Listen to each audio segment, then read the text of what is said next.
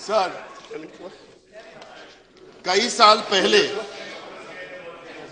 मैं पाकिस्तान गया था। वहां मेरे पाकिस्तानी दोस्त ने पूछा, पिछले 5000 सालों में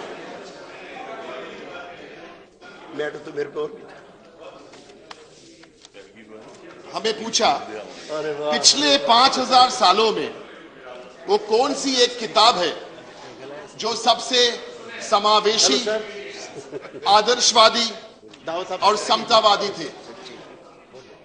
Sir, my Hindi was so bad, so I couldn't answer his question. So he tried the same words again in Urdu, and my Urdu is almost zero. So the exact words he used were सबसे आला, yak tabkati, और सबसे Jama. I didn't have the answer, sir. So he asked me the... Please, order. So he asked me the same question in English. He asked my Pakistani friend, which is the most inclusive, which is the most idealistic, which is the most egalitarian book written in the last 5,000 years? And he answered in Urdu, Dastur-e-Hind, Bharat ka Samvidhan, the Constitution of India. Sir, through this simple story, this pays our Constitution a great compliment. Today is not the day to try and be regional. I was very tempted to start by saying that the first 4 names, if you look at the draft of the Constitution, the first 4 names, Dr. Sarath Chandra Bose, Dr. B.R. Ambedkar, Kiran Shankar Rai, and the great lawyer Frank Anthony, the first 4 names were all sent to the Constituent Assembly from the state of Bengal, where I come from. Sir, the Americans have the shortest constitution of 4,000 odd words. We have the longest constitution in the world, 1,11,369 words. That's a lot of words, sir.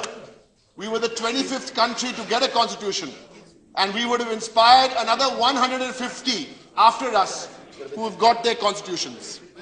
Sir, but more than the words, sometimes films tend to capture the mood even better. Sir, 15 years ago, there was a very nice film made on Dr. Ambedkar. It was a biopic, and if you look through the credits of that film, they have a story. The screenwriter of that film on Dr. Ambedkar was Sonu Tarapolowala from the minority Parsi community. The director of the film was a staunch Hindu from Maharashtra, Jabbar Patel. And the role of Dr. Ambedkar was played by the legendary Muslim Malayali actor Mammootty. So as I said, sometimes films have their own stories to tell. And before I move on to make some specific comments on the Constitution, how we fared in the last 65 years, we would also like to recall on behalf of the Trinamool Congress the tremendous contribution Dr. Ambedkar has had beyond the Constitution on this happy occasion. For one, the PhD thesis he wrote was the basis of the Finance Commission today. A paper he wrote is the basis for the RBI, setting up of the RBI. And the book, The Problem of the Rupee, actually is an outline of the guidelines of the RBI Act. Sir, this is a great occasion to celebrate. This is a great occasion to commemorate. But I think this is a great occasion also for, with celebration, some reflection. So there are 2 points I wish to leave behind here first for reflection. So 20 years before the Constitution, the great Mulk Raj Anand wrote a book which we read in school called Untouchable. Sir, Mulk Raj Anand's story written in the 1930s. He told us a story about a day in the life of Bakha. Bakha was a young man from an untouchable caste. Like generations of his ancestors before him, Bakha had no choice but to follow the caste which his ancestors and the occupation of his ancestors. So what did he have to do? He had to scrape the latrines of human feces. And the way this was done, it had to be first scraped and then put onto a basket on his head. And invariably when the feces, he would carry the basket of feces, some of those lumps would fall on his body. Sir, could there be a more cursed occupation? Could there be a worse way to be condemned for life? Sir, the injustice which Mulk Raj Anand described was made even worse because the people in the community where Bakha would do his cleaning, they wouldn't pay him much money and even they would shrink from his curse. Sir, the reason I bring this story up today of Mulk Raj Anand, it's been 68 years since independence and 85 years since this book was written. But there are still more than 1 million Bakhas, 1 million manual scavengers in this country. Sir, reason to reflect, reason to pause. And here in the Rajya Sabha, as we debate, deliberate, legislate, and sometimes agitate, perhaps reason to contemplate. Sir, the second reflection is on the work ethics of the Constituent Assembly. Sir, they prepared this monumental document in 2 years, 11 months and 7 days, under 3 years. How are we doing with our work ethic? Let's remember 1996. Sir, it's been 19 years. How good has our work ethic been? The Women's Reservation Bill is still pending here, sir, 19 years. There are two ways of looking at it. You stand up and make a speech and say, yes, we want the reservation bill, or you act. And I think we in the Trinamool Congress have acted. 35% of women members we have in the Lok Sabha, 12 out of 34. And I would urge more political parties across the spectrum, don't wait for the reservation bill, act. It's the same with the GST. The Constitution took 3 years to do, the GST has taken us 4 years.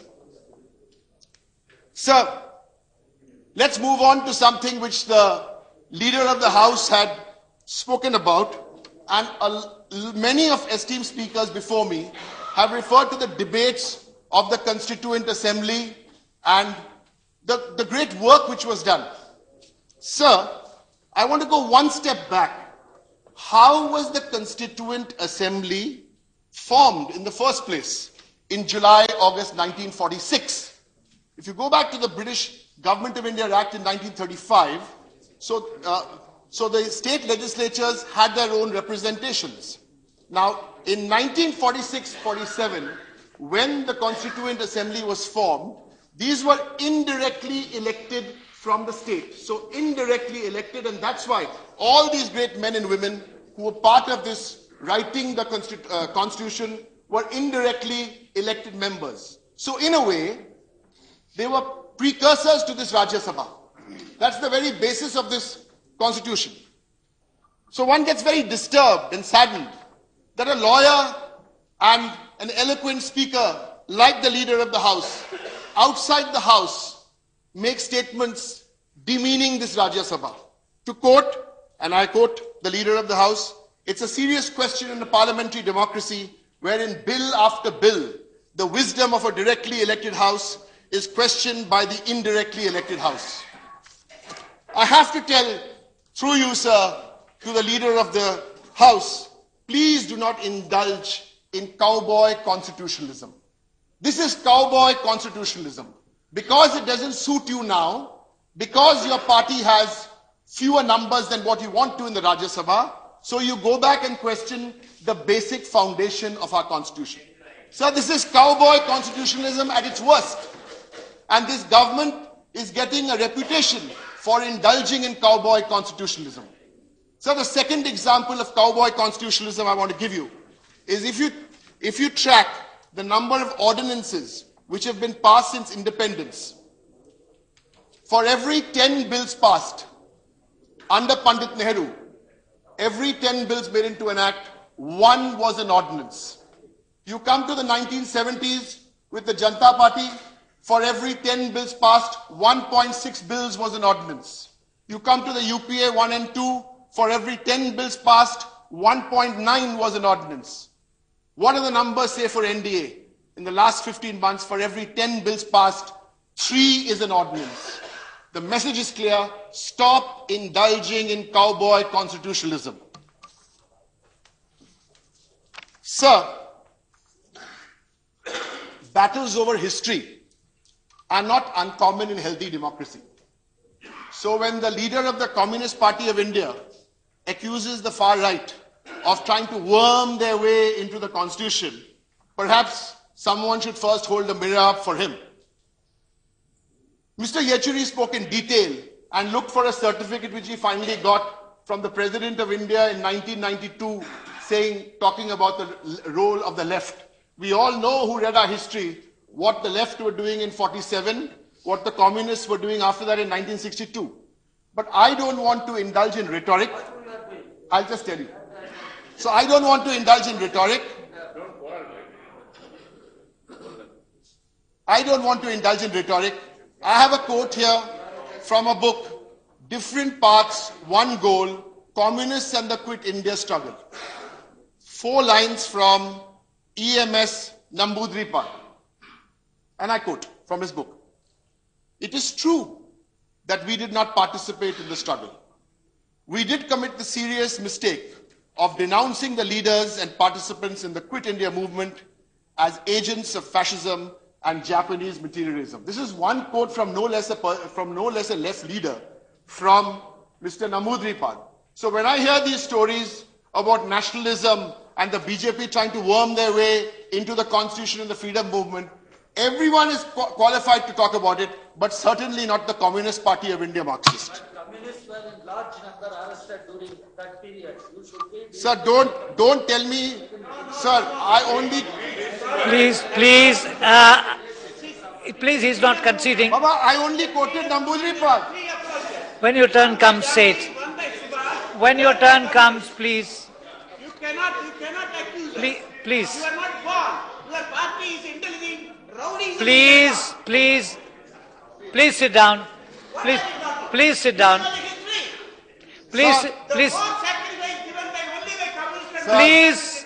Please sit down. Sir. Continue. The need for tolerance. Since the honourable member named me, let me clarify what you refer to, Derek, as cowboy constitutionalism. In bicameral house-based democracies, it's a debate all over the world. Britain started this debate in 1885, which culminated till 1946. For the last 2 decades, Italy's had this debate, which has culminated in a decision last month. And therefore, in a bicameral system, the relationship between 2 houses is a constitutional issue, not a cowboy issue.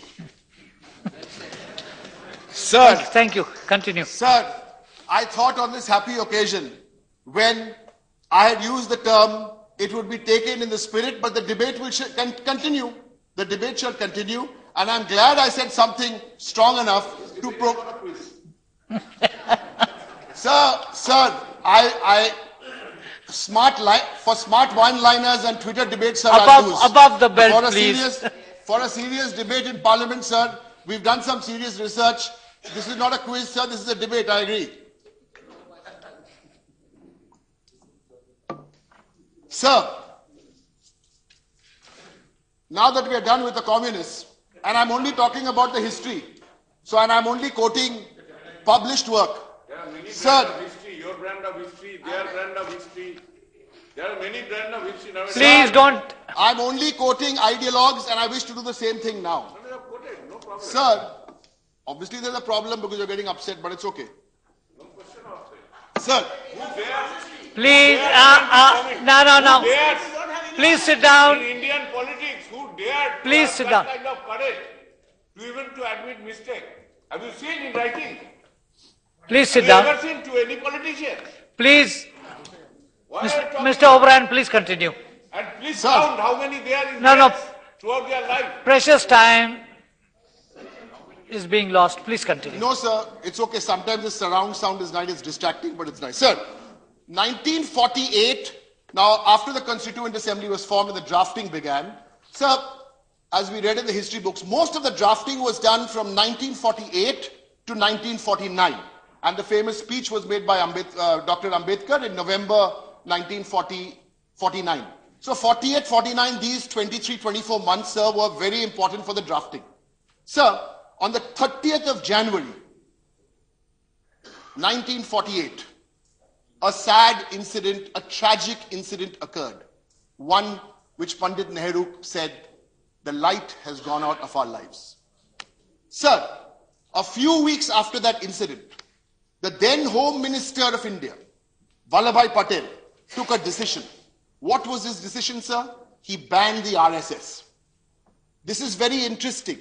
So, even though the communists had someone on the drafting committee making a few points or what I don't know, but the RSS was banned in 1948, 48, 49 for the drafting. Sir, and I have a quote here.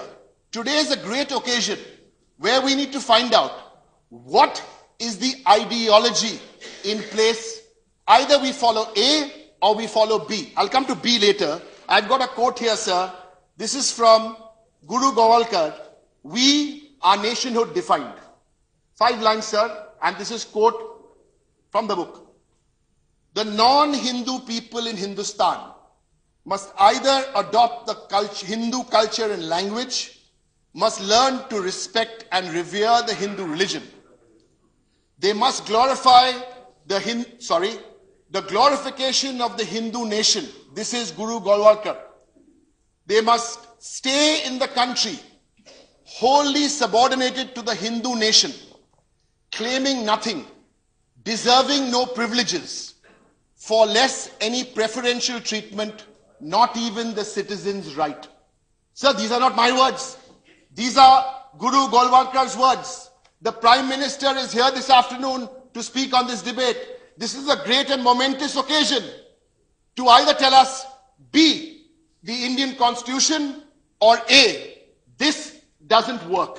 Because A and B cannot go together, sir. They cannot go together. They are miles and miles apart, sir. That was, sir, in 48, 49. Now you come to September 2002, another ideologue, or a modern day ideologue, doesn't have the same stature maybe as Guru Gowalkar. So this is September 2002. I'm not getting into the details of 2002, not a good occasion, sir. But this is the quote. In India, Hindutva has more legitimacy than the constitution. S. Gurumurthy, September 2002. Sir, we didn't hear these voices for 10, 12 years, but these voices again have come up and come up and come up. Sir, but there is good news. In December 2014, just about 300 and something days ago, Mamata Banerjee made a statement on the constitution. She said, and I quote, "The constitution is the only holy book of this great nation." And on November 27th, the Prime Minister said, and I quote, "The constitution is the only holy book for this government." And it was, I wasn't hearing his campaign, I was hearing the Lok Sabha speech. But so this is a great time to clarify whether A is right or B is right, and which is the true holy book of this nation. Sir, federalism. Sir, if you look through the Constitution, all 111,000 words, you can't find the word federalism. It's never mentioned there, sir. But the first article clearly talks about India, that is Bharat, shall be a union of states. Sir, I don't want to go, we've already had so many debates on federalism, but I want to give one example only. And it's a pity Ben Mayawati is not here today, because I thought of this actually after she spoke. Now, come to the devolution of funds. 26 funds have been either reduced or their percentage between the center and the state have been flipped around. And 8 funds, center has stopped funding the states. I don't want to go into a technical accounting debate. One example is the BRGF, the Backward Region Fund. Sir, if you look, that has been stopped completely. Sir, if you look at the BRGF, who does it benefit? What are the social categories, sir? In rural areas, 46% scheduled caste, scheduled tribe, 40% OBCs. On one end, you're celebrating Dr. Ambedkar's birth anniversary, and on the other end, you're taking away BRGF from the SC, ST, and OBCs. Sir, in the urban areas, this is the BRGF figure, sir. 47% SC, ST, 9% OBC. So there are so many points, sir, on federalism, Niti Aayog, the Planning Commission, the Prime Minister sometimes calling up the Chief Secretary. But let's not bring this debate down with those details. Suffice to say, talk about cooperative federalism, but on the ground, stick to operative federalism. Please conclude. Sir, I've got two more points. Sir, secularism. Sir, if you go back to the origins of this word very quickly, it comes from the Latin or the Greek. In the Latin or the Greek, seculum, it basically means that which was not church, that which was not religion, anything of the world which was that which was not church. Sir, and we've got into a debate. The Home Minister made a statement on the floor of the Lok Sabha about what he thought of secularism. And there have been countless statements being made outside. Sir, but what was missed out that day? The same day, the highest law officer of the land, 3 times when he read the preamble or referred to the preamble in his speeches on Law Day that day, he did not use the word secularism. Was that a secular? Was that a mistake? Was that the fringe? Was that the mainstream? And the danger here, sir, the fringe and the mainstream are blurring, sir. Sir, I need another 5-6 minutes only. No, please. Sir, because my party, sir, there are people who've spoken here for 45 minutes, sir. Please give me a little more time. Sir, so here I propose, in the resolution which comes here, to please include the word pluralism, sir, because that is very, very important. Sir, I have just 2 more points. Sir, the leader of the House took me back to history class, very interestingly, and I quote, when constitutional systems are used to subvert the Constitution. And he gave us the example of the Weimar Republic and Germany. Step 1, burn the Reichstag, Parliament. Step 2, muzzle the media. Step 3, lock up the opponents. Step 4, economic agenda. Yes, I know he was alluding to the 1970s, and some of my friends here may be a little queasy in their seats. But that is history, sir. What caused us more concern was when he said about step 1, Parliament, hatao, step 2, muzzle the media. I think this was a subconscious maybe. The subconscious plans coming to light, and that's why this Weimar Republic part of the Constitution is so stuck in the head. Is this a plan? Thankfully, is this a plan? But thankfully, this plan got scuttled after what happened in Bihar. And that's why we're here, sir. Sir, in conclusion, sir, as our young men and women go across the world in so many things and make ourselves proud, we too, when we were making our constitution, took so many ideas from across the world. The concepts of liberty, equality, and fraternity were taken from the French. The concepts of directive principles was taken from the Irish. The judicial concepts, some of were taken from Japan. The concept of federalism was taken from Canada and Australia. And the Soviet Union, they say, gave us the Planning Commission. So this is beautiful, sir.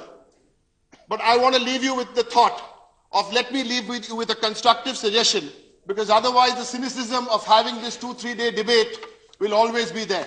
So our constructive suggestion, sir, for young people between 18 and 30, so they don't feel that we are only coming here and making speeches and referring to a 113,000 word book, and we are not living the book, we are not breathing the reality.